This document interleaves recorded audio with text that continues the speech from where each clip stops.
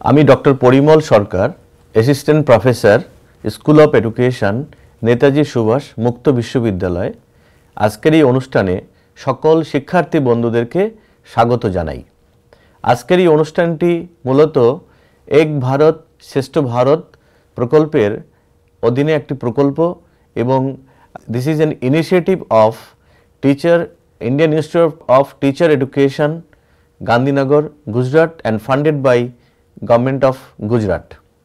আজকের এই অনুষ্ঠানে আমি যেই বিষয়টি আলোচনা করতে যাচ্ছি, আজকে যে বিষয়টা আমি আলোচনা করতে যাচ্ছি সেটা হচ্ছে যে ভারতের জাতীয় শিক্ষানীতি 2020 এবং শিক্ষক শিক্ষণ, অর্থাৎ আমাদের যে ন্যাশনাল এডুকেশন পলিসি 2020-তে টিচার এডুকেশন সম্পর্কে সেখানে কী ধরনের বক্তব্য রয়েছে এবং টিচার এডুকেশনকে এই ন্যাশনাল এডুকেশন পলিসি অর্থাৎ ভারতের জাতীয় শিক্ষানীতিতে আগামী দিনে কেমনভাবে টিচার ভারতবর্ষের শিক্ষক শিক্ষণ কেমন হবে সেই সম্পর্কে এখানে কী ধরনের বিষয় রয়েছে, কি হতে চাইছে, কি করতে চাইছে, সেই সব আলোচনার মধ্যে আজকে থাকবে।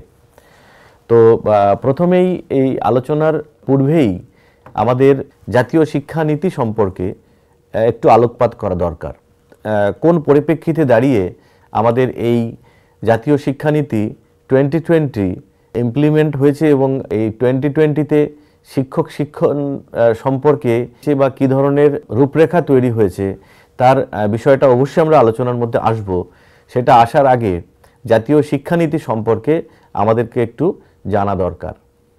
আমরা যদি ভারতবর্ষের স্বাধীনতার পর থেকে শিক্ষার বিভিন্ন নীতিগুলোকে দেখি তাহলে আমরা দেখব ভারতবর্ষের বিভিন্ন শিক্ষানীতি তৈরি হয়েছে, যেমন 1986-এ শিক্ষানীতি এবং তার আগে 1968-এর শিক্ষানীতি এবং পরবর্তীকালে 1986-এর পরে 92-তে তার রিভিশন হয়েছে এবং পর্যায়ক্রমে বিভিন্ন শিক্ষানীতিগুলো তৈরি হয়েছে। এখন কথা হচ্ছে যে 1986-এ যে শিক্ষানীতি তৈরি হয়েছিল তারপরে এত বড় একটা কম্প্রিহেন্সিভ শিক্ষানীতি কিন্তু এই 2020-তে আমরা পেলাম। তাহলে 1986-এর পরে 2020 অর্থাৎ আমরা যদি হিসেব করে দেখি তাহলে প্রায় 34 বছর পরে আমরা একটা নতুন শিক্ষানীতি পেলাম। এখন কথা হচ্ছে যে এই শিক্ষানীতিগুলোকে বিভিন্ন একটা নির্দিষ্ট সময়ের পরে কেন নতুন করে তার রূপরেখা তৈরি করতে হয়, কেন নতুন শিক্ষানীতি আনয়ন করতে হয়, সেই সম্পর্কে আমাদের একটু জানা দরকার। আমরা যদি ভারতবর্ষের অর্থনীতি, সমাজনীতি, রাজনীতি, সামগ্রিক ভারতবর্ষকে দেখি তাহলে দেখব এই 34 বছরে কিন্তু ব্যাপক পরিবর্তন ঘটেছে, যেটা উল্লেখযোগ্যভাবে স্বাধীনতার পর থেকে এত দ্রুত পরিবর্তন কিন্তু আগে কখনো আমরা দেখিনি।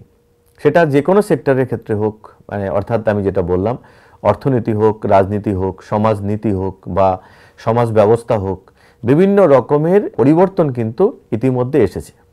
এবং সবচেয়ে বড় কথা হলো এই যে পরিবর্তনগুলো এসেছে সেই পরিবর্তনগুলো নিজের একটা স্বাভাবিক ছন্দে, স্বাভাবিক নিয়মেই কিন্তু বিভিন্ন দেশের এই পরিবর্তনগুলো হয়, কারণ সামাজিক পরিবর্তন একটা স্বাভাবিক প্রক্রিয়া।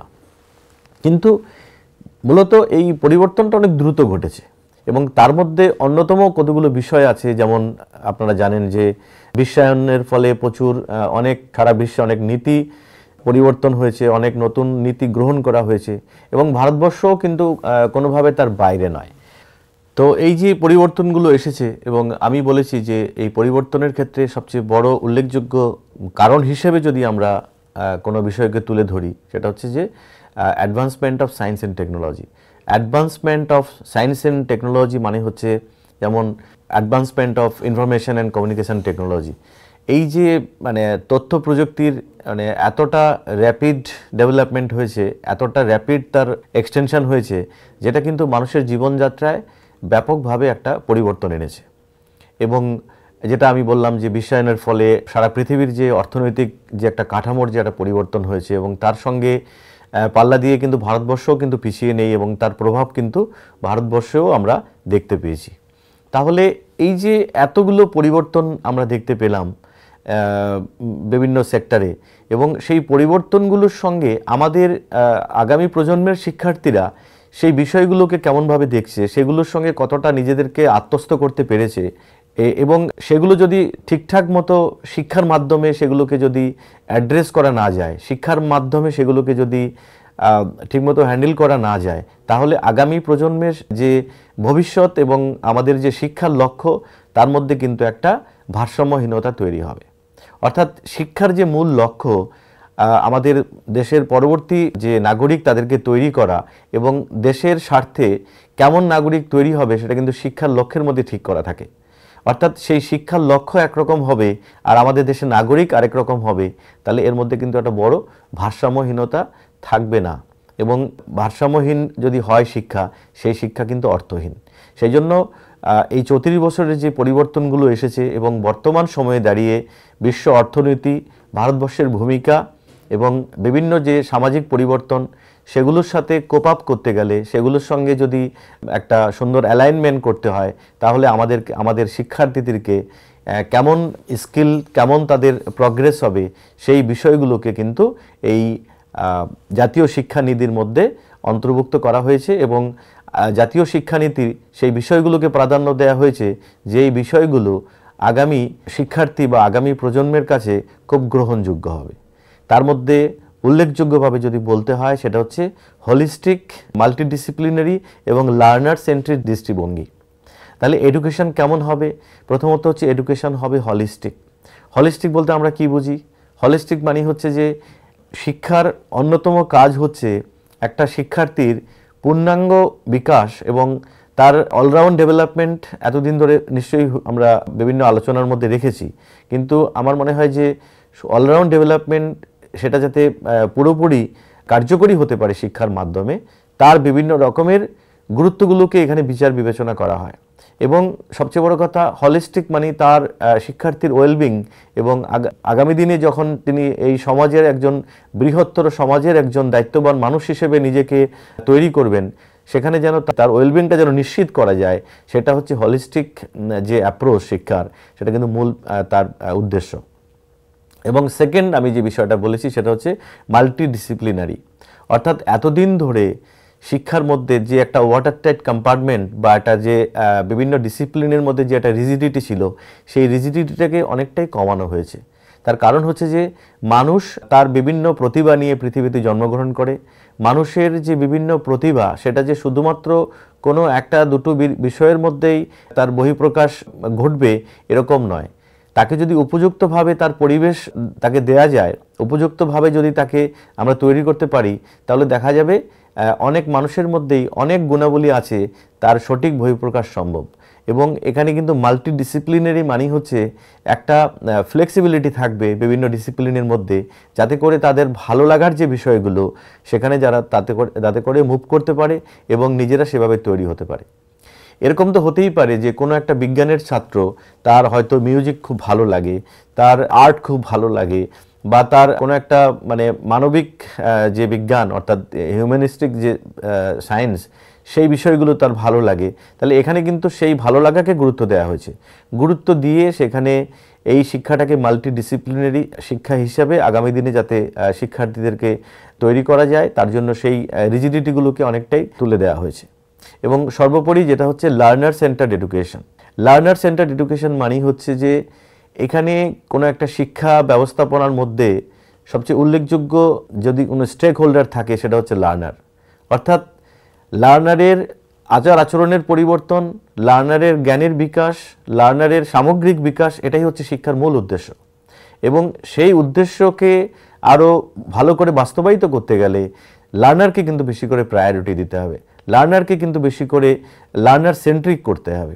অর্থাৎ লার্নারের বিষয়গুলো ভালো লাগা না লাগা, তার কোন ধরনের শিক্ষণ পদ্ধতি তার ভালো লাগে এবং তার কি ইচ্ছা, তার কি দুর্বলতা, তার কি সামর্থ্য, এই সমস্ত দিক, তার পেশনা কেমন, সমস্ত দিককে কিন্তু বিচার বিবেচনা করার সুযোগ কিন্তু থাকে যদি শিক্ষাটা লার্নার সেন্ট্রিক হয়। এবং এখানে এতদিন ধরে যে টিচার সেন্ট্রিক শিক্ষা ব্যবস্থা ছিল, সেই টিচার সেন্ট্রিক শিক্ষা ব্যবস্থা থেকে শিফট করে শিক্ষাটাকে লার্নার সেন্ট্রিক অর্থাৎ শিক্ষার্থী কেন্দ্রিক শিক্ষার একটা প্রচেষ্টা কিন্তু এখানে নেওয়া হয়েছে এই শিক্ষানীতির মাধ্যমে। তাহলে অর্থাৎ আমরা যদি দেখি, তাহলে অনেকগুলো নতুন বিষয় কিন্তু এখানে উঠে এসেছে। সেটা হচ্ছে যে এডুকেশনটা কেমন হবে, এডুকেশন হবে হলিস্টিক, এডুকেশন হবে মাল্টিডিসিপ্লিনারি, এডুকেশন হবে লার্নার সেন্ট্রিক। এখন কথা হচ্ছে যে উল্লেখযোগ্যভাবে এনইপি 2020 শিক্ষার সামগ্রিক মান বৃদ্ধিতে শিক্ষকদের মুখ্য ভূমিকার কথা এখানে বলেছে এবং জোর দিয়েছে। কেন? তার কারণ আমরা যে পরিবর্তনগুলোর কথা বললাম, যে হলিস্টিক, মাল্টিডিসিপ্লিনারি, লার্নার সেন্ট্রিক, এই যে বিভিন্ন বিষয়গুলোকে এক্সিকিউট করতে গেলে এর যদি একটা শিফটিং আমরা করতে চাই, তাহলে তার মধ্যে সবচেয়ে উল্লেখযোগ্য ভূমিকা কে নেবে? নিঃসন্দেহে উল্লেখযোগ্য ভূমিকা নেবেন শিক্ষক। কারণ শিক্ষকই হচ্ছেন এই গোটা এই শিক্ষণ বা শিক্ষা ব্যবস্থাপনাটার, তিনি হচ্ছেন আর্কিটেক্ট, তাকে আমরা আর্কিটেক্ট বলি। অর্থাৎ তিনি ঠিক করে দেন কারিকুলাম, তিনি ঠিক করে দেন শিক্ষণ পদ্ধতি, এবং তিনি বিচার বিশ্লেষণ করেন যে তার শিক্ষণ পদ্ধতি, তার পাঠ্যক্রম কতটা সমাজ উপযোগী, কতটা শিক্ষার্থী উপযোগী এবং কতটা প্রোডাক্টিভ হলো। অর্থাৎ এই আলটিমেট বিষয়টার মধ্যেই কিন্তু তিনি সবচেয়ে গুরুত্বপূর্ণ ভূমিকা পালন করে থাকেন। তার জন্য শিক্ষক তার গুণমান কেমন হবে, তার স্কিল কেমন হবে, তার এফিসিয়েন্সি কেমন হবে, শিক্ষক কেমনভাবে শিক্ষার্থীকে পাঠদান করবেন, এই সমস্ত বিভিন্ন বিষয়ের উপরে কিন্তু এই জাতীয় শিক্ষানীতি 2020-তে বিভিন্ন বিষয়কে আনা হয়েছে, জোর দেওয়া হয়েছে। এখন আজকের যে মূলত আলোচ্য বিষয়, সেই বিষয়ের মধ্যে কিন্তু আমরা জাতীয় শিক্ষানীতির অনেক রকমের বিষয় রয়েছে। অর্থাৎ বর্তমান আলোচনা শিক্ষক শিক্ষণের উপর এনইপি 2020-র যে সমস্ত সুপারিশগুলো রয়েছে এবং তার পাশাপাশি শিক্ষকদের পরিবর্তনশীল ভূমিকার উপরে আলোকপাত করবে। তাহলে আমরা জাতীয় শিক্ষানীতি 2020 তার একটা সংক্ষিপ্ত বিবরণ আমরা দিই। অর্থাৎ এই শিক্ষানীতি এনইপি 2020 29 জুলাই 2020 কেন্দ্রীয় মন্ত্রিসভা দ্বারা অনুমোদিত হয়েছে, যার প্রাথমিক লক্ষ্য হচ্ছে 21 শতকের চাহিদা মেটাতে ভারতের শিক্ষা ব্যবস্থাকে রূপান্তরিত করা। এতক্ষণ ধরে যে আমি আলোচনাটা করছি যে আগামী ভারতবর্ষ কেমন হবে, আগামী ভারতবর্ষের নাগরিকরা কেমন হবে, আগামী ভারতবর্ষ কোন পথে তার উন্নয়নটা হবে, গোটা ব্যবস্থাটাই কিন্তু মাথায় রেখে এই শিক্ষা নীতিটাকে ডিজাইন করা হয়েছে। এই শিক্ষা নীতির যে কন্টেন্ট সেভাবে ঠিক করা হয়েছে। তার কারণ আজকে যারা ভারতের ভবিষ্যৎ নাগরিক, তাদেরকে যদি আমরা সঠিকভাবে গড়ে তুলতে না পারি, তাহলে ভারত কিন্তু যে স্বপ্ন আমরা দেখি যে ভারত একদিন বিশ্ব সভায় শ্রেষ্ঠ আসন লবে, সেই শ্রেষ্ঠ আসন কিন্তু নিতে পারবে না যদি তাদের নাগরিকদেরকে আমরা এফিশিয়েন্ট, স্কিল এবং গুণমান সম্পন্ন নাগরিক হিসেবে তাদের আমরা যদি রূপান্তরিত করতে না পারি। তাহলে এই 21 শতকের ভারতবর্ষের যে বিভিন্ন রকমের চাহিদা, সেই চাহিদাকে যদি ঠিকভাবে মেটাতে হয়, সেই জন্য এই জাতীয় শিক্ষানীতি সেই অনুযায়ী ফ্রেম করা হয়েছে যাতে আমরা সেই চাহিদাকে মেটাতে পারি।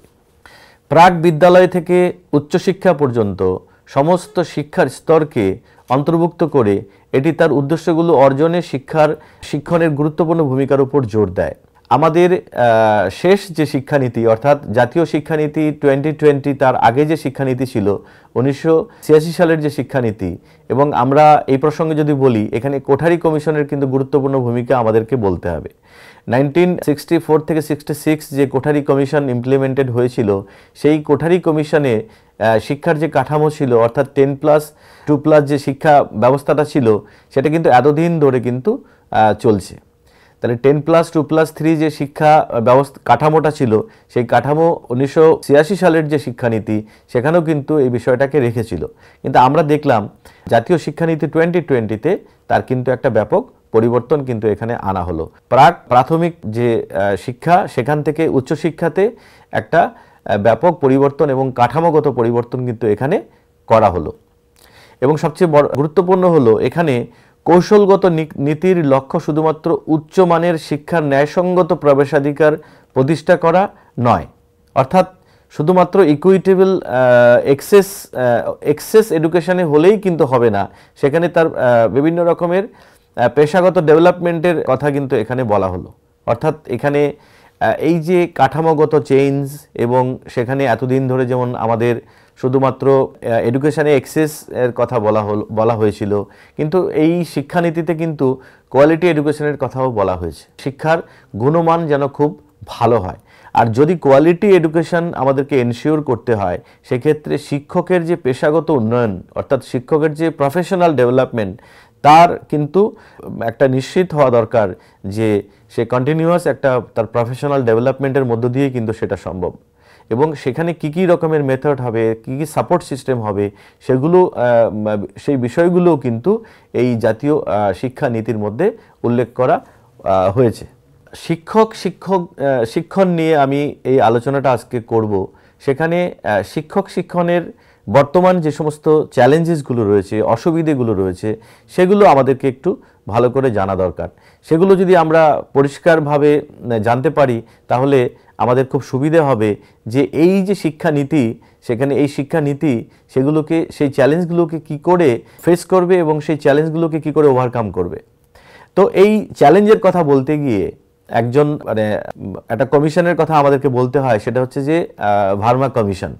ভারতবর্ষের সুপ্রিম কোর্টের দ্বারা গঠিত বিচারপতি জে.এস. ভার্মা, তার নামেই এই কমিশনটা হয়েছে, ভার্মা কমিশন 2012 সালে গঠিত হয়েছিল। সেখানে বলা হয়েছে বেশিরভাগ স্বতন্ত্র, অর্থাৎ যে টিচার এডুকেশন ইনস্টিটিউশনগুলো রয়েছে, যে ইন্ডিভিজুয়াল টিচার এডুকেশন ইনস্টিটিউশনগুলো রয়েছে, সেগুলো সংখ্যায় প্রায় 10,000-এরও বেশি শিক্ষক শিক্ষার চেষ্টা করছে না। এখানে কিন্তু সাংঘাতিক রকমের একটা আশঙ্কার কথা তিনি আমাদেরকে বললেন তার এই কমিশনের রিপোর্টের মধ্য দিয়ে, যে 10,000-এর মতো আমাদের দেশে শিক্ষণ প্রতিষ্ঠান রয়েছে, যেগুলো সেখানে কোনো শিক্ষা ব্যবস্থা সঠিকভাবে পরিচালিত হয় না, মূলত মূল্যের বিনিময়ে ডিগ্রি দেয়া হয়। মানে খুব সাংঘাতিক রকমের একটা বিষয় কিন্তু এখানে উঠে আসলো। অর্থাৎ যারা ভবিষ্যতে আমাদের দেশের শিক্ষকতার পেশার সঙ্গে যুক্ত হবে, তাদের যে শিক্ষণ, সেটা কিন্তু কোনোভাবেই সেটা যেভাবে হওয়া উচিত, তার যে গুণগত মান যেরকম হওয়া উচিত, সেটা কিন্তু হচ্ছে না। সেখানে প্রায় 10,000-এর মতো শিক্ষা প্রতিষ্ঠান রয়েছে যারা মানে শুধুমাত্র অর্থের বিনিময়ে তাদেরকে ডিগ্রি প্রদান করে। তাহলে এই যদি আমাদের ভবিষ্যৎ শিক্ষক হয়ে থাকেন এরা, তাহলে তারা আমাদের দেশের ভবিষ্যৎ নাগরিকদেরকে কিভাবে তৈরি করবেন, এটা কিন্তু বিরাট একটা আশঙ্কার কথা আমরা এখানে শুনতে পেলাম। তো এখন কথা হচ্ছে যে তাহলে এই যে এক্সিস্টিং প্র্যাকটিস যদি এটা হয়ে থাকে, তাহলে কিন্তু এনইপি 2020 অর্থাৎ জাতীয় শিক্ষানীতি 2020-তে যে সমস্ত বিভিন্ন নতুন বিষয়গুলোকে রাখা হয়েছে, যে এখানে যে নতুন রূপরেখা তৈরি করা হয়েছে, এখানে যে আগামী দিনে একটা সুন্দর শিক্ষা ব্যবস্থাকে সাজানোর কথা বলা হয়েছে, সেগুলো কিন্তু একেবারেই অর্থহীন হয়ে যাবে যদি না এই যে এক্সিস্টিং প্র্যাকটিস, যেটা জে.এস. ভার্মা কমিশনের মাধ্যমে বলা হলো, এটাকে যদি ঠিকভাবে ব্যবস্থা না করা যায়, রেগুলেট না করা যায়, কন্ট্রোল না করা যায়। সেই জন্য এখানে রেগুলেটরি এফোর্টসের কথা বলা হলো। এখনো পর্যন্ত এই সিস্টেমের ত্রুটিগুলো রোধ করতে সক্ষম হয়নি, যেটা যে প্রেজেন্ট যে রেগুলেটরি সিস্টেম আছে, অর্থাৎ যারা এই শিক্ষণ ব্যবস্থাটাকে পরিচালনা করে, যে সমস্ত নোডাল এজেন্সিসগুলো রয়েছে, যেমন এনসিটি, কখনো কখনো এনসিইআরটি, বা আমরা যদি ইউজিসি বা গভর্নমেন্ট যে সমস্ত বিভিন্ন এজেন্সিসগুলো রয়েছে, তাদের যে সঠিক ভূমিকা হওয়া উচিত, বা ন্যাক তার যে অ্যাক্রেডিটেশন তারা করছে, সেগুলো কিন্তু ঠিকঠাক মতো যদি প্রচেষ্টা না করে, তাহলে এই ব্যবস্থাটাকে আটকানো যাবে না। সেই জন্য রেগুলেটরি বিভিন্ন অথরিটি বা তাদের এফোর্ট যেরকম হওয়া উচিত, সেটার উপরে কিন্তু আমাদের গুরুত্ব দেওয়ার উচিত। এখন কথা হচ্ছে যে বেসিক স্ট্যান্ডার্ড ফর কোয়ালিটি যদি আমরা বলি, অর্থাৎ গুণমানের জন্য যে মৌলিক মানগুলো এনশিওর করা দরকার, সেগুলো বিভিন্ন রকমভাবে কিন্তু করা যাবে না যদি না এই রেগুলেটরি এফোর্টসগুলো ঠিকমতো না নেওয়া যায়। এবং আমরা যদি শিক্ষণে এক্সিলেন্সের কথা বলি, অর্থাৎ উৎকর্ষের কথা বলি, আমরা যদি সেখানে উদ্ভাবনের কথা বলি, তাহলে সে বিভিন্ন রকমের নেতিবাচক পরিস্থিতি রয়েছে।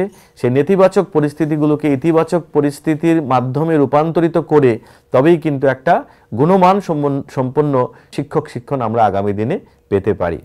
এখন কথা হচ্ছে যে শিক্ষা ব্যবস্থার মান বৃদ্ধি এবং তার যে অখণ্ডতা, অর্থাৎ ইন্টিগ্রিটি, তার যে ক্রেডিবিলিটি, তার যে এফিকেসি এবং তার যে হাই কোয়ালিটি পুনরুদ্ধার করার জন্য এই আমাদের যে ন্যাশনাল এডুকেশন পলিসি 2020, সেখানে বিভিন্ন রকমের ব্যবস্থার কথা বলা হয়েছে, বিভিন্ন রকমের ব্যবস্থা নেওয়ার কথা বলা হয়েছে, যে ব্যবস্থাগুলোর মধ্য দিয়ে আগামী দিনে আমরা এনশিওর করতে চাই যে শিক্ষণ কোনো রকমের ডিসইন্টিগ্রিটি থাকবে না, শিক্ষক শিক্ষণে একটা ক্রেডিবিলিটি থাকবে, সেখানে তাদের এফিসিয়েন্সিটাকে এনশিওর করা হবে এবং একটা তার শেষে আমরা একটা হাই কোয়ালিটি এডুকেশন কিন্তু পেতে পারি।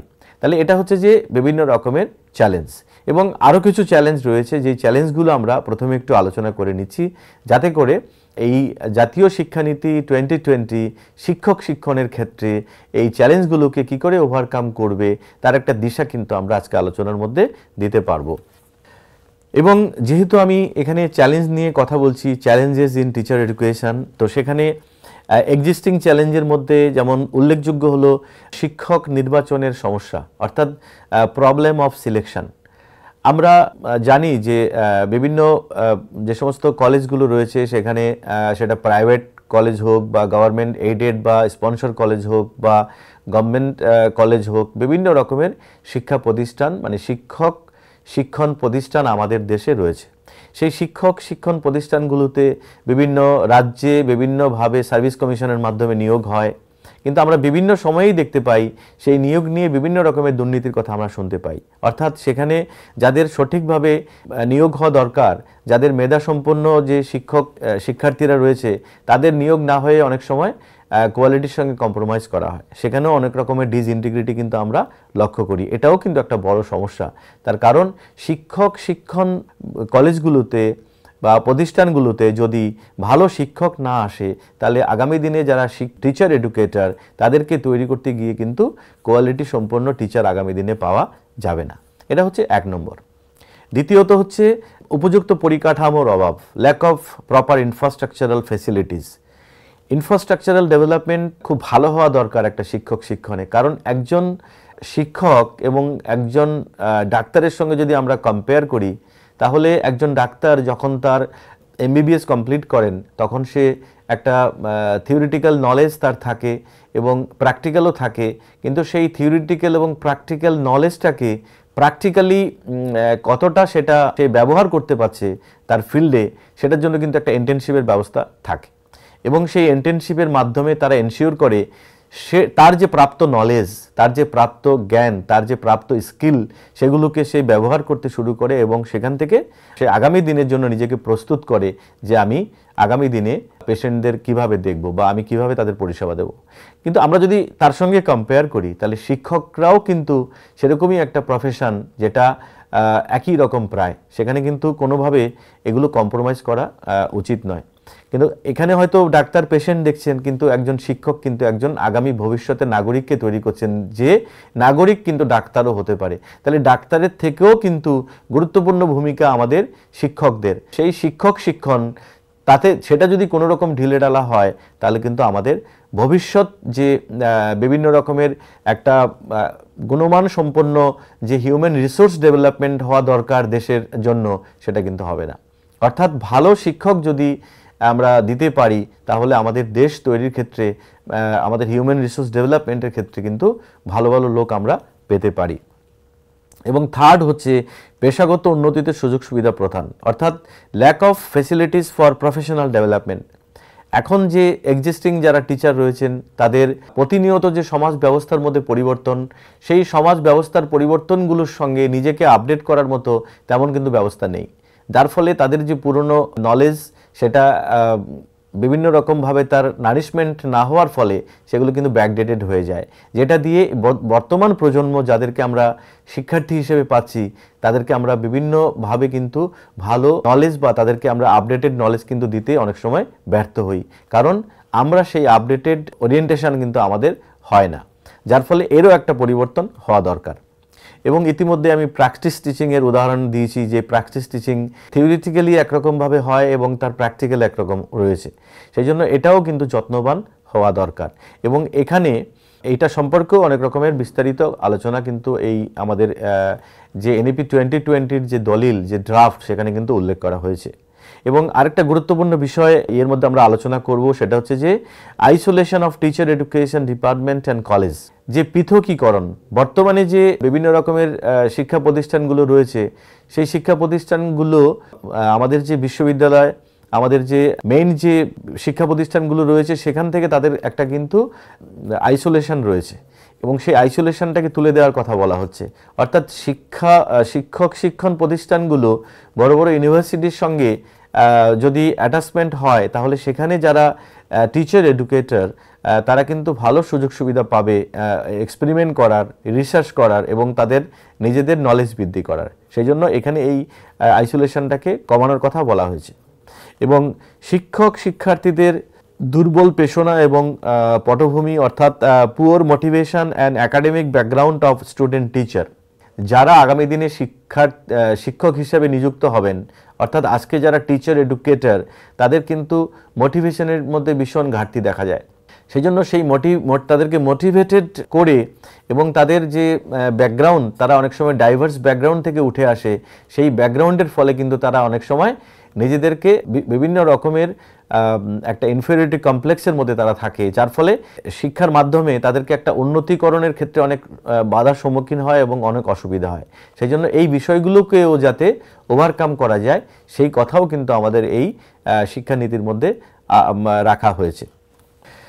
এখন আমরা দেখব যে এই মূলত এই শিক্ষণ এনইপির কি কি সুপারিশ, অর্থাৎ recommendation of national education policy 2020 on teacher education. আমি প্রথমে তার যে বিভিন্ন রকমের উদ্দেশ্য এবং তার যে বিভিন্ন রকমের কম্পোনেন্টগুলো নিয়ে আলোচনা করব, সেগুলো একটু প্রথমে বলে নিই, তাহলে আমাদের বুঝতে কিন্তু পরবর্তীকালে সুবিধে হবে।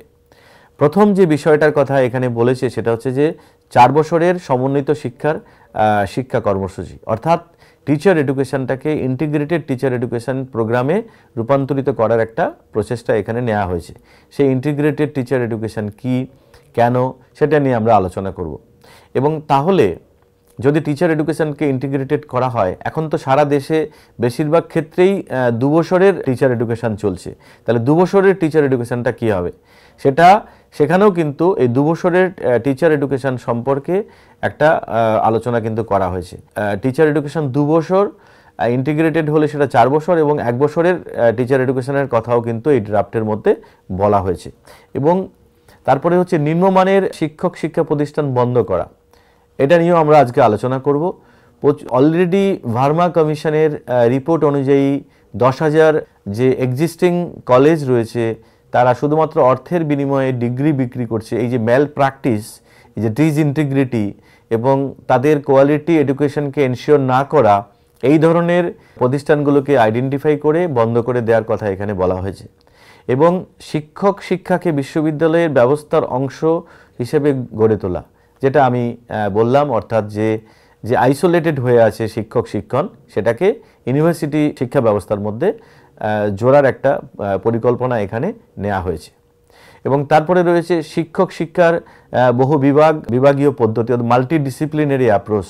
আমি আমার শুরুতেই যখন বক্তব্য শুরু করি, তখন কিন্তু এনইপি 2020-র যে মূল যে পরিবর্তন, মূল যে ধারা, সেখানে কোন কোন বিষয়গুলোকে গুরুত্ব দেওয়া হয়েছে, সেখানে কিন্তু আমি বলেছি যে এডুকেশনকে মাল্টিডিসিপ্লিনারি করার একটা প্রচেষ্টা এই আমাদের যে নতুন যে শিক্ষানীতি, সেখানে কিন্তু আনা হয়েছে।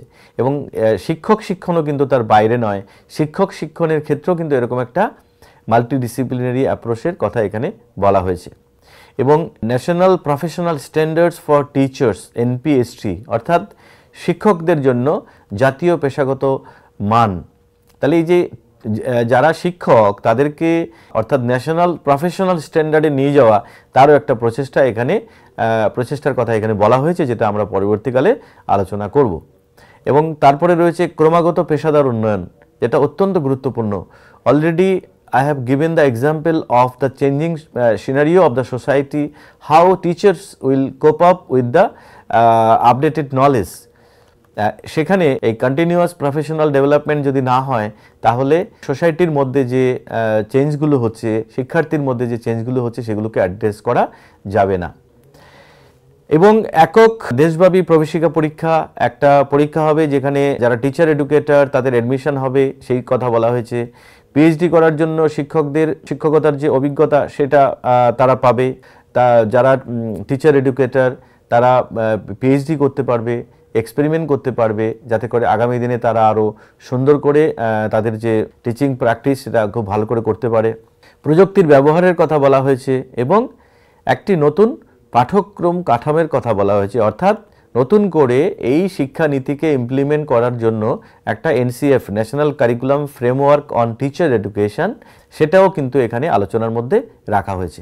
তাহলে আমরা দেখব যে এই বিষয়গুলো কিভাবে আমরা এই আগামী দিনে এই পরিবর্তনগুলো কিভাবে আসবে এবং এই যে বিষয়গুলো আমি বললাম সেগুলো একটা একটা করে আমি আজকের আমার এই অডিও ভিজুয়াল লেকচারের মাধ্যমে আমি আলোচনা করব। প্রথমেই আমি আলোচনা করব যে 4 বছরের সমন্বিত শিক্ষক শিক্ষণ কার্যক্রম অর্থাৎ 4 year integrated teacher education programme ITEP।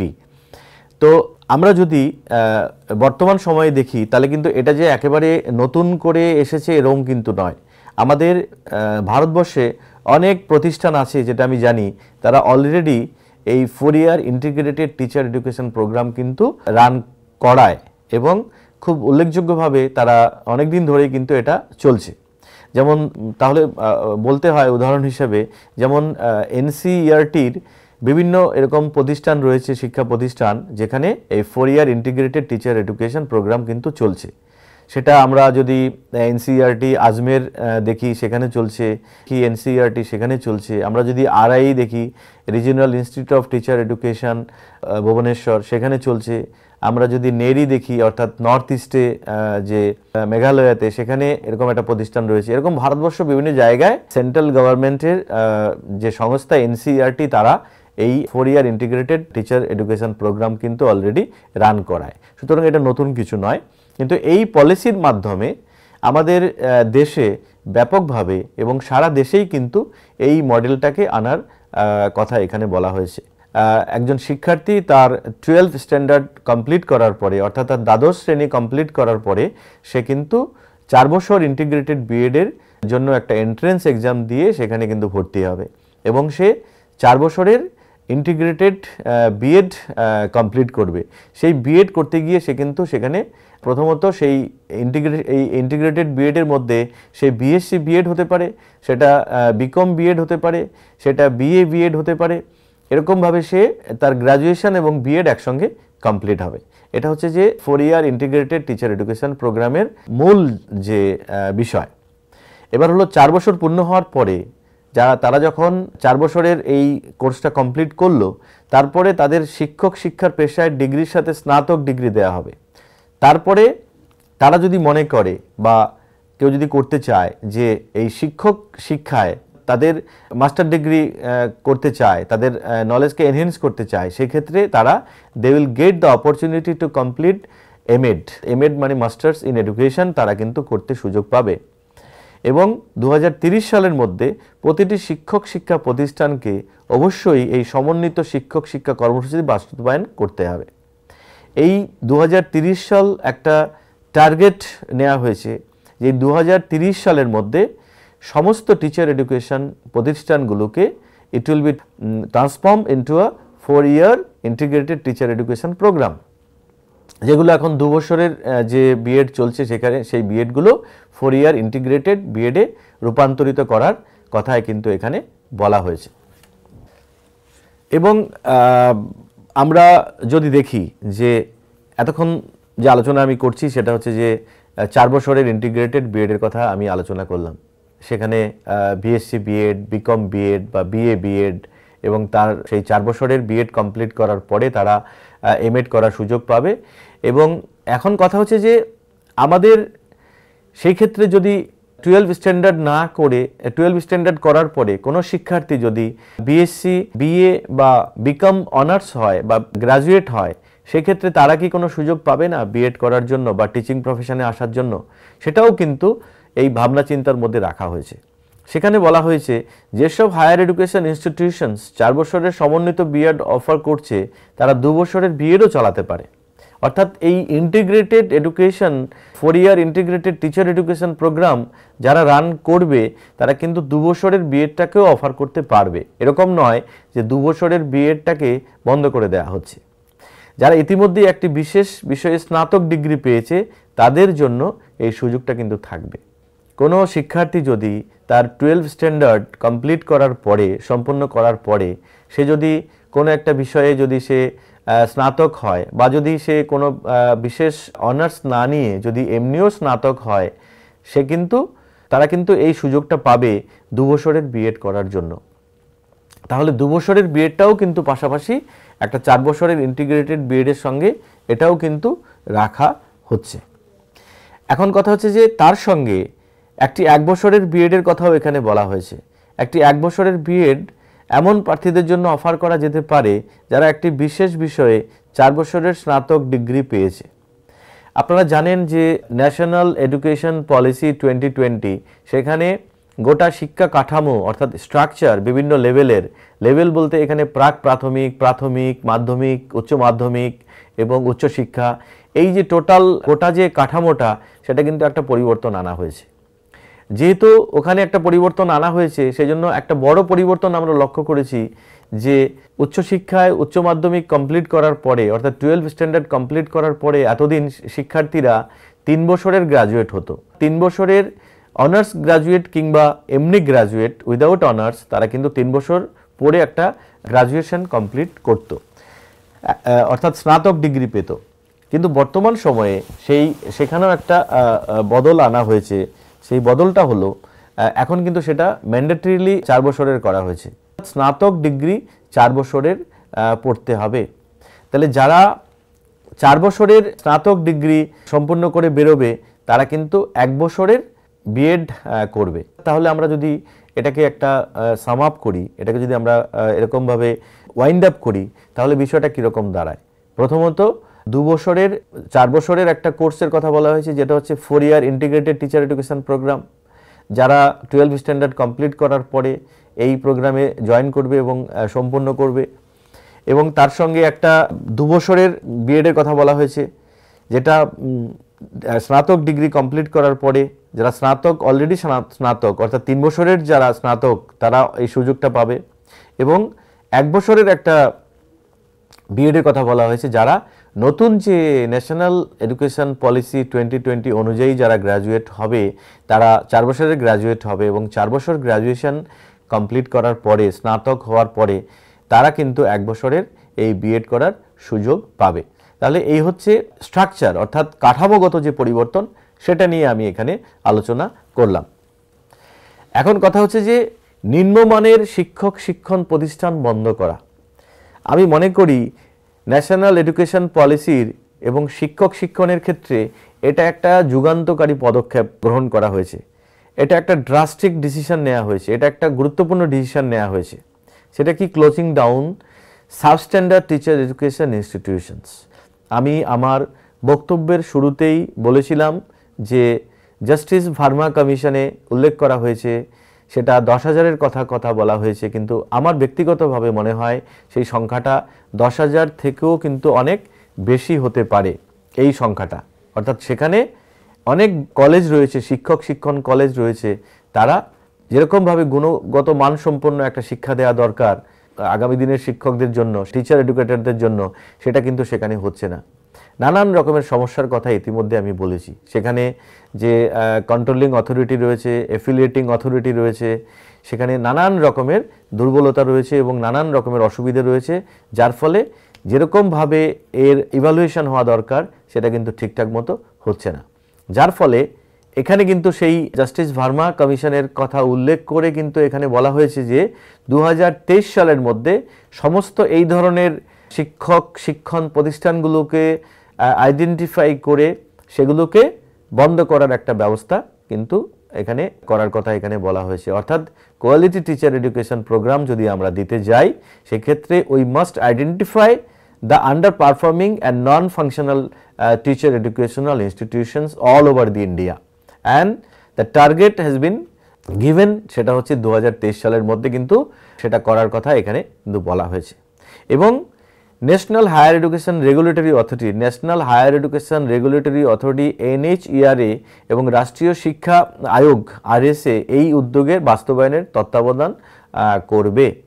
এই যে national higher education regulatory authority এবং রাষ্ট্রীয় শিক্ষা আয়োগ, এই দুটো সংস্থা দুটোই হচ্ছে ইন্ডিপেন্ডেন্ট সংস্থা, যেটা সেন্ট্রাল গভর্নমেন্ট দ্বারা নিয়োজিত এবং প্রতিষ্ঠিত, যাদেরকে দায়িত্ব দেওয়া হবে এই আইডেন্টিফিকেশনের কাজটা করা এবং সেগুলোকে বন্ধ করা।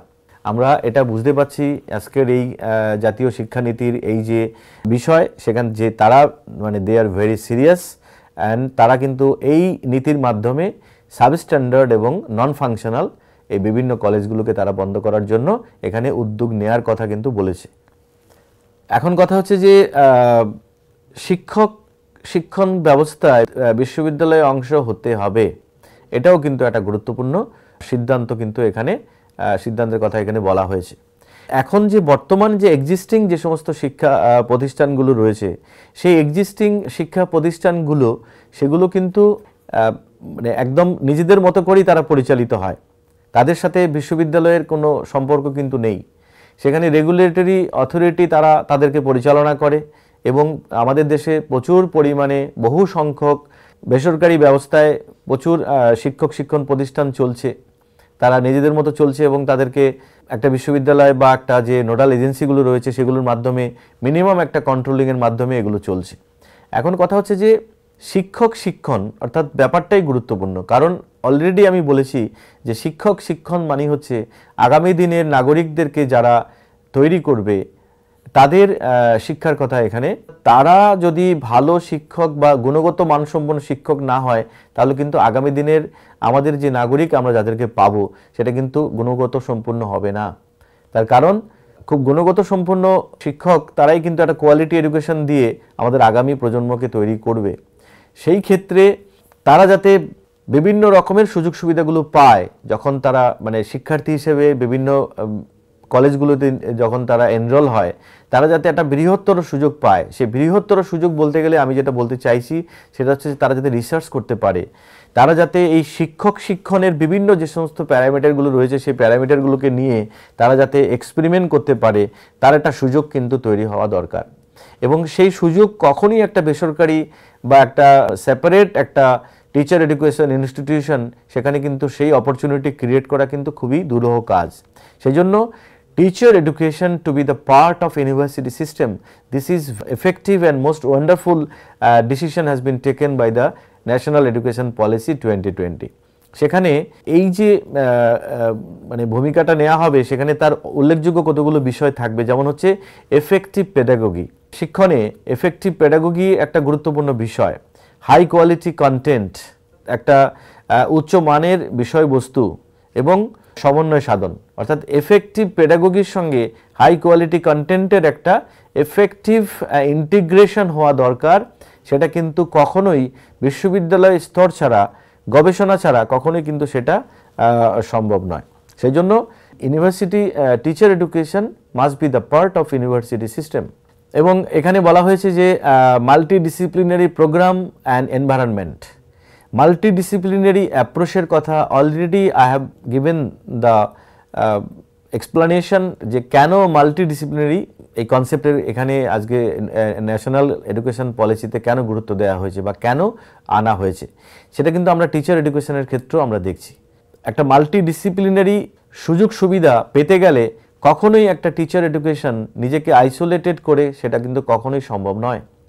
তাহলে টিচার এডুকেশন যদি একটা বিশ্ববিদ্যালয়ে বৃহত্তর শিক্ষার পার্ট হতে পারে, তবেই কিন্তু they will get the opportunity to practise, to make them aware, to make them collaboration with the other discipline, with the other resource person. তাহলে সেখানে কিন্তু তখনই কিন্তু এটা সম্ভব।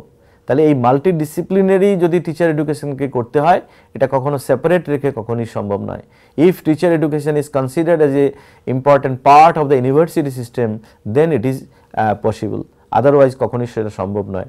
এই যে টিচার এডুকেশনকে একটা ইউনিভার্সিটি সিস্টেমের পার্ট হিসেবে দেখছে এবং দেখার ফলে তার এক্সপ্লেনেশনটা আমি দেওয়ার চেষ্টা করলাম যে কেন এটা করা হয়েছে এবং এটা করলে কী কী রকমের বেনিফিট আমরা পেতে পারি, কী কী রকমের সুবিধা আমরা পেতে পারি, সেই জন্য কিন্তু এই এক্সাম্পলটা আমি এখানে দেওয়ার চেষ্টা করলাম। অর্থাৎ একটা শিক্ষা প্রতিষ্ঠান যদি কম্পোজিট একটা ইনস্টিটিউশন হিসেবে গড়ে ওঠে, তবেই তারা কিন্তু এই বিভিন্ন ধরনের অপরচুনিটিগুলো পাবে। সেই অপরচুনিটির মধ্যে যেমন already I have given the example of the opportunity in research, তারা রিসার্চ করার সুযোগ পাবে, অর্থাৎ সেখানে তারা নিজেদেরকে ইনভলভ করতে পারবে সময় নিয়ে। এই টিচার এডুকেশনের যে সমস্ত প্যারামিটারগুলো আছে, effective pedagogy, high quality content, যে সমস্ত the uses of technology in teacher education, এবং সেখানে যে সমস্ত টিচিং মেথডের ব্যবহার, the application of teaching method, এবং নানান ধরনের বিষয় কিন্তু টিচার এডুকেশনের মধ্যে থাকে এবং যেগুলো হাইলি টেকনিক্যাল। এই টেকনিক্যাল ইস্যুসগুলো খুব আরও সুন্দর করা যাবে যদি সেই সুযোগ তারা পায়। এবং এনইপি 2020 শিক্ষক শিক্ষাকে একচেটিয়াভাবে বহু বিভাগীয় প্রতিষ্ঠানের একটা মাল্টিডিসিপ্লিনারি ইনস্টিটিউশনে অন্তর্ভুক্ত করার উপর জোর দেওয়ার এই কারণগুলো মূলত আমি এখানে উল্লেখ করলাম। অর্থাৎ কেন একটা টিচার এডুকেশন ইউনিভার্সিটি সিস্টেমের পার্ট হবে, তার মূল কারণগুলো আমি কিন্তু এখানে উল্লেখ করলাম। সেটা মূলত মাল্টিডিসিপ্লিনারি একটা আউটলুক কিন্তু এখানে রাখা হয়েছে, যেটা সম্ভব যদি সেটা ইউনিভার্সিটি পার্ট হয়। শিক্ষকদের জাতীয় পেশাগত মানোন্নয়ন, national professional standard for teacher education. Bharatvarsha এত বড় একটা দেশ, যেখানে বিভিন্ন ভাষার মানুষ, বিভিন্ন জাতের মানুষ, বিভিন্ন সংস্কৃতির মানুষ একসঙ্গে আমরা মিলেমিশে বসবাস করি। এবং ভারতবর্ষকে যদি আমরা গোটা ভারতবর্ষকে যদি আমরা ইরেসপেক্টিভ অফ দেয়ার ডাইভার্সিটি, আমরা যদি সেখানে, তাহলে এত ডাইভার্স হওয়া সত্ত্বেও কিন্তু আমরা যখন ভারতবর্ষকে দেখি তখন কিন্তু আমরা একটা সংহতির চিত্র লক্ষ্য করি এবং আমরা একটা সমন্বয়ের ভারতবর্ষ দেখি। সেখানে তখন কিন্তু এই বিভিন্ন রকমের যে ডিসপ্যারিটিগুলো আছে, বিভিন্ন রকমের যে মাল্টিপল যে কালচারাল আসপেক্টগুলো আছে, সেগুলোকে একটা নির্দিষ্ট ইন্টিগ্রেশনের মাধ্যমে গোটা ভারতবর্ষকে দেখি। তাহলে জাতীয় শিক্ষানীতিতে একটা ন্যাশনাল প্রফেশনাল স্ট্যান্ডার্ড টিচারদের তৈরি করার লক্ষ্যে সেখানে কিন্তু বিভিন্ন রকমের গুরুত্বপূর্ণ ভূমিকার কথা বলা হয়েছে।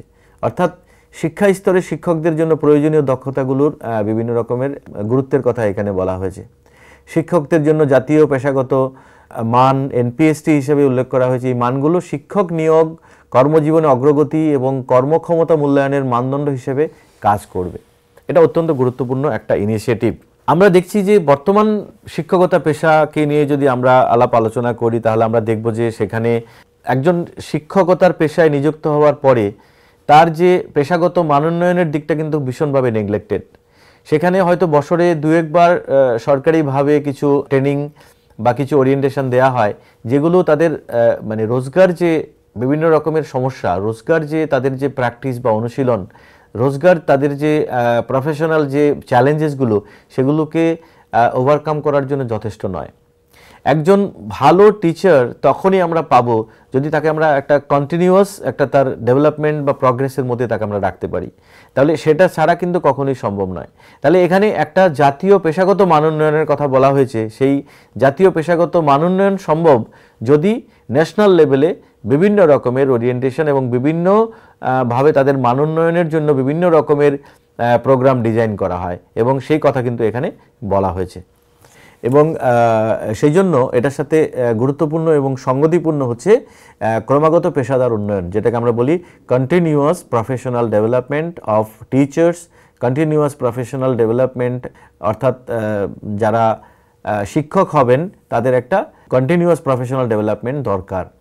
অর্থাৎ এই যে ক্রমবর্ধমান বা একেবারে একজন টিচার যদি বিভিন্ন স্কিল ডেভেলপমেন্ট করতে হয়, একজন টিচারকে যদি সত্যি সত্যি একজন গুণমান সম্পন্ন টিচার হিসেবে আমাদের পেতে হয়, তাহলে কিন্তু সেটা কখনোই 1-2 ওরিয়েন্টেশন বা ট্রেনিংয়ের মাধ্যমে কখনোই সেটা এনশিওর করা যায় না। We can not ensure the professional standard of a teacher, সেটা 1-2 দিয়ে কখনোই সম্ভব নয়। তার কন্টিনিউয়াস একটা প্রফেশনাল ডেভেলপমেন্ট দরকার। যে society due to the advancement of science and technology, due to the application of technology in education, due to the application of technology in teacher education, সেখানে যদি টিচারকে যদি কন্টিনিউয়াস একটা প্রফেশনাল ডেভেলপমেন্টের মধ্যে না আনা যায়, তাহলে teacher will not be acquainted with the application of the technology. এটা আমি একটা এক্সাম্পলের কথা বললাম। এবং সোসাইটিতে প্রতিদিন নানান ধরনের চ্যালেঞ্জেসগুলো আসছে, যেই চ্যালেঞ্জেসগুলো শিক্ষার্থীরা ফেস করছে, সেই চ্যালেঞ্জেসগুলোকে যদি ওভারকাম করতে হয়, then teacher must be skill, teacher must be efficient, teacher must be acquainted with the nature of the problem. In that case সেই ক্ষেত্রে টিচার কিন্তু তার কন্টিনিউয়াস প্রফেশনাল ডেভেলপমেন্টের মধ্য দিয়ে নিজেকে সে উন্নীত করবে এবং এই সমস্ত চ্যালেঞ্জগুলোকে সে তার একটা প্রফেশনাল স্ট্যান্ডার্ড কিন্তু সে বাড়াবে। আমরা যদি আরও ভালো করে দেখি, এটি পর্যবেক্ষণের জন্য একটি জাতীয় মিশন তৈরি করার সুপারিশ করা হয়েছে, যার লক্ষ্য শিক্ষকদের তাদের পেশাগত বৃদ্ধিতে প্রফেশনাল গ্রোথে সহায়তা প্রদান করা।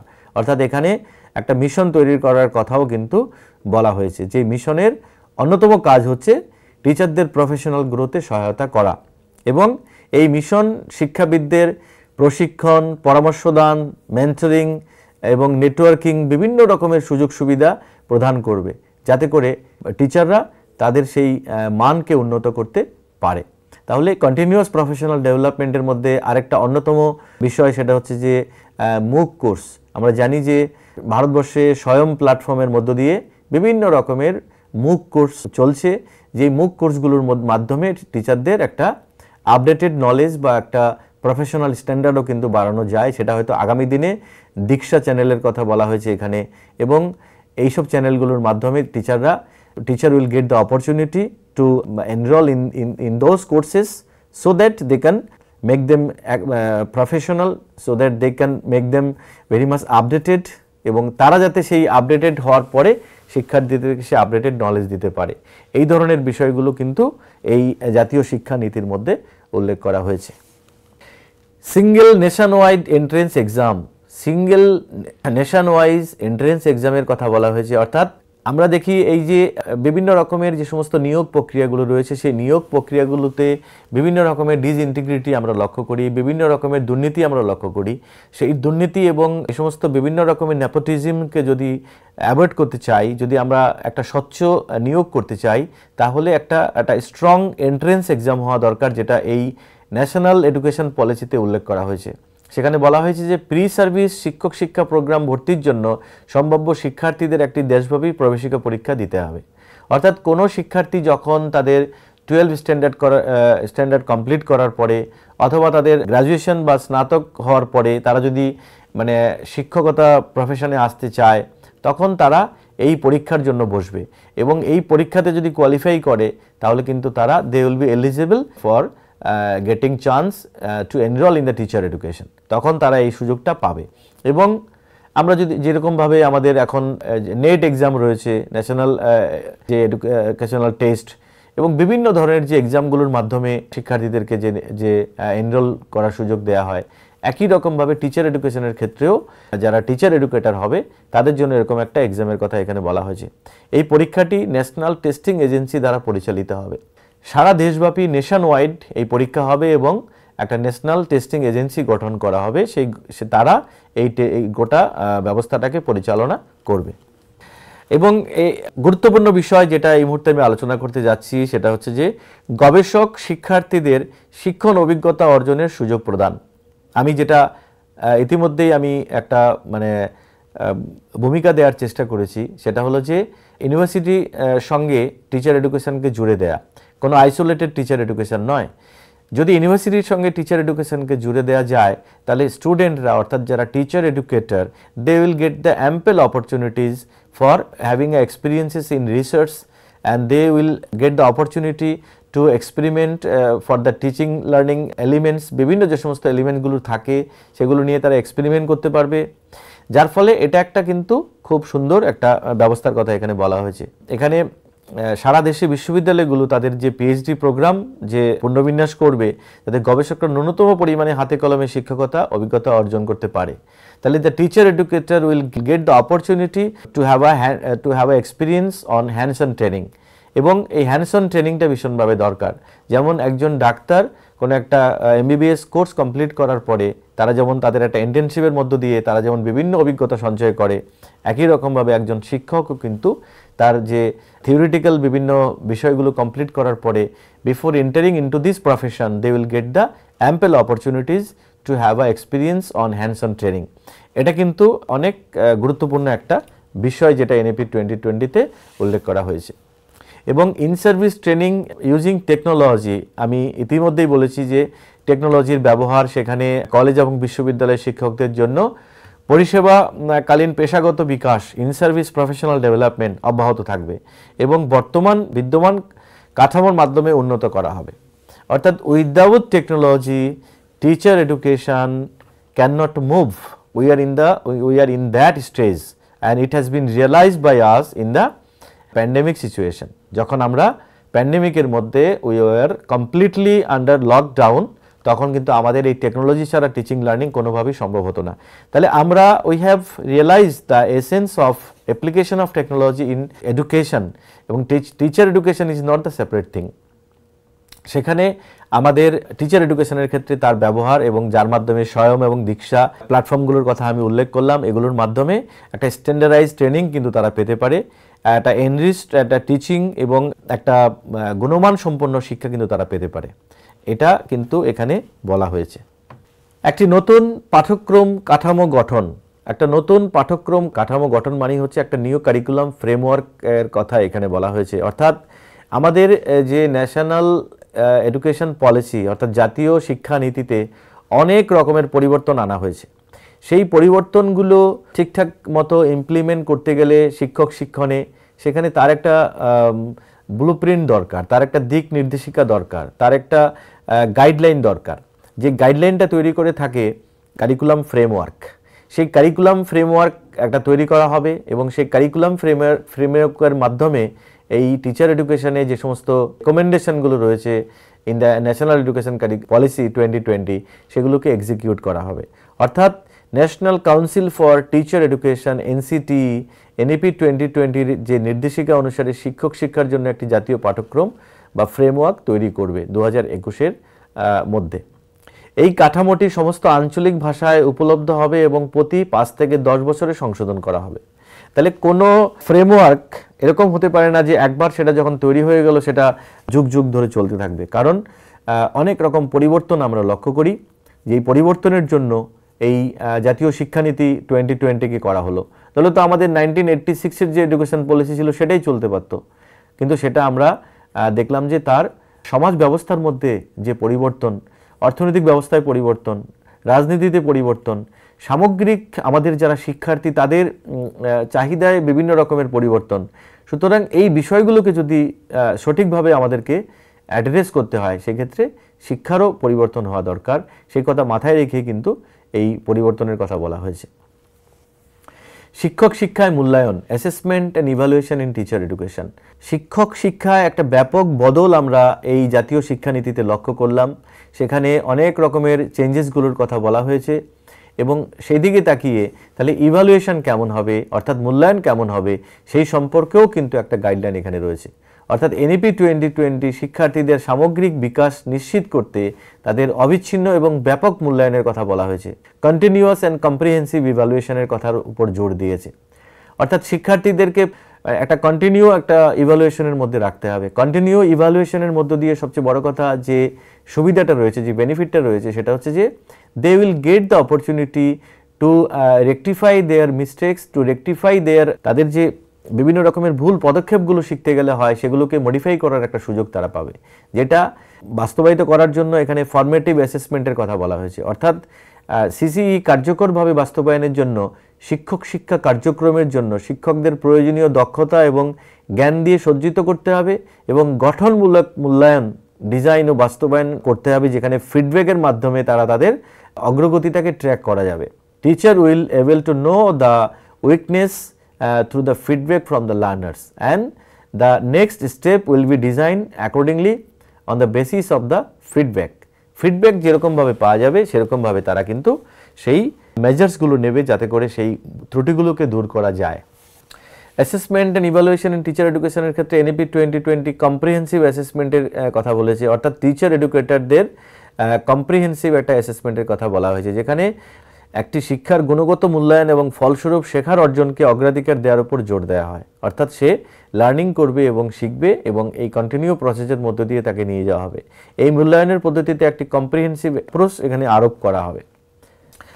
আমরা মোটামুটি আমাদের যে বক্তব্য এখানে আমি এতক্ষণ ধরে রাখলাম, অর্থাৎ ন্যাশনাল এডুকেশন পলিসি, জাতীয় শিক্ষানীতি এবং শিক্ষক শিক্ষণ, সেখানে কী ধরনের পরিবর্তন আসতে চলেছে এবং কী ধরনের চ্যালেঞ্জেস রয়েছে সেটা আমি একটু আরেকটু বলছি। যেমন অপরচুনিটিস আমি যদি বলি, সেখানে নতুন এবং উদ্ভাবনী শিক্ষণ পদ্ধতির কথা বলা হয়েছে, অর্থাৎ ইনোভেটিভ টিচিং মেথডস প্রবর্তন এবং বিভিন্ন শিক্ষার চাহিদা পূরণের কথা এখানে বলা হয়েছে। এখানে শিক্ষকদের জন্য ব্যবহারিক প্রশিক্ষণ এবং হাতে কলমে অভিজ্ঞতার উপর জোর দেওয়ার কথা বলা হয়েছে, অর্থাৎ টিচার হ্যান্ডস অন ট্রেনিংয়ের উপর বেশি করবেন, এক্সপিরিয়েন্স বা এক্সপিরিয়েন্সিয়াল লার্নিংয়ের উপর বেশি জোর দেবেন এবং শিক্ষাবিদ এবং প্রতিষ্ঠানের মধ্যে একটা বৃহত্তর সহযোগিতার কথা এখানে বলা হয়েছে। তাহলে অনেক সুযোগ সুবিধাও কিন্তু এখানে নতুন করে আমরা দেখতে পাচ্ছি যেটা কিন্তু তৈরি হবে এই নতুন শিক্ষানীতির মাধ্যমে। যে সুপারিশগুলো করা হয়েছে সেখানে যদি ঠিকঠাক মতো এটাকে ইমপ্লিমেন্ট করা যায় তাহলে এই জিনিসগুলো তৈরি হবে।